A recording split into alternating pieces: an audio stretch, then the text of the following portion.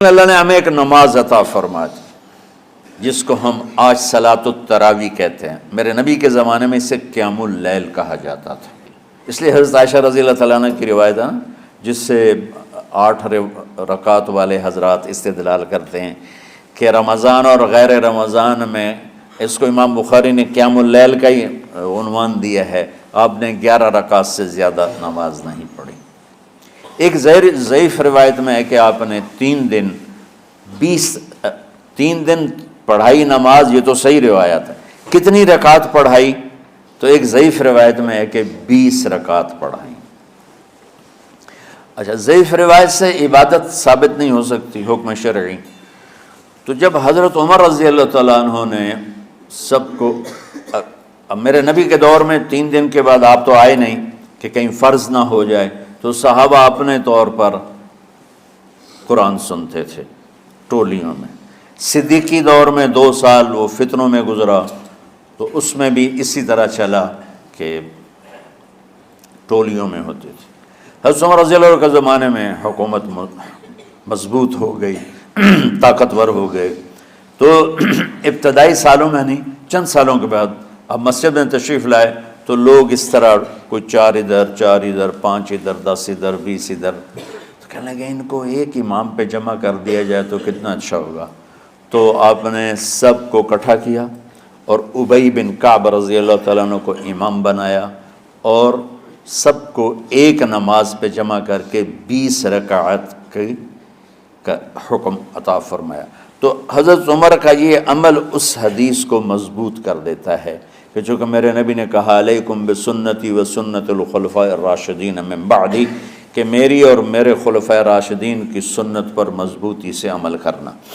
تو حضرت عمر کا جو 20 رکعت طے کرنا ہے، اگر ان کا اپنا اجتہاد ہے تو بھی ہمارے لیے عمل کے لیے کافی ہے، اور اگر ان کو یہ یاد ہے کہ میرے نبی نے 20 پڑھی تھیں تو اور زیادہ اچھی بات ہے.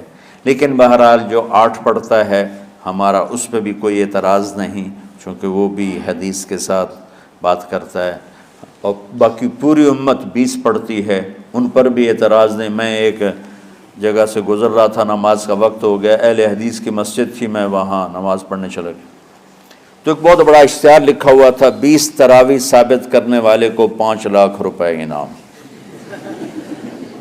کہ 20 تراویح، سینکڑوں سال سے امت کا عمل 20 تراویح آ رہا ہے.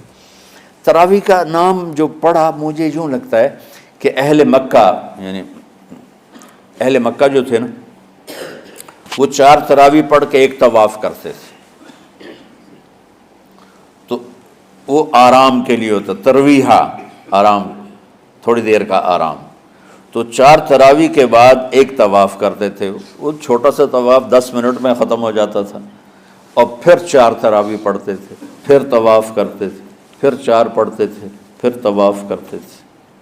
یہ صحابہ کے تھوڑے بعد کے دور کی بات. تو مدینے والوں کو پتہ چلا کہ مکے والے تو یہ کرتے ہیں. وہ کہنے لگے اساں کی کریے؟ انہوں نے کہا اسی 40 تراویح پڑھیں گے، 40 رکعت. وہ 40 رکعت پڑھتے تھے. تو نوافل میں کوئی سختی نہیں کہ بھائی 8 سے زیادہ نہیں پڑھنی، بدعت ہو جائے گی، اور 20 پڑھنا بدعت ہے. یہ سب جہالت کی بات ہے. اور یہ 8 پڑھ رہے ہیں یہ غلط ہے، یہ بھی حماقت کی بات ہے. جو صحیح حدیث سے دلیل پکڑ کے کوئی عمل کرتا ہو تو بھائیو اس سے بحث نہ کیا کرو، مناظرہ نہ کیا کرو. یہ بہت نادانی والی بات.